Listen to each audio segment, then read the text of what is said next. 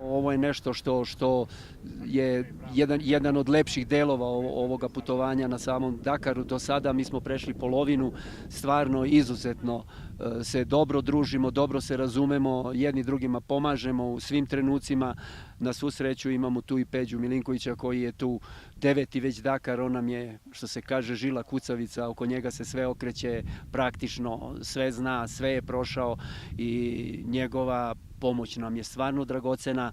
Mislim da ćemo do kraja ostati u jednom ovakvom pozitivnom raspoloženju i gledati na sve stvari pozitivno. Tako se trudimo da je u kontaktu sa Gabikom sav taj svoj pozitivni naboj prebacimo i na njega i zato smo sa nekim razlogom optimisti da ćemo ne samo ovo nego i svi mi završiti uspešno ovaj Dakar i da ćemo se na kraju veseliti svi zajedno.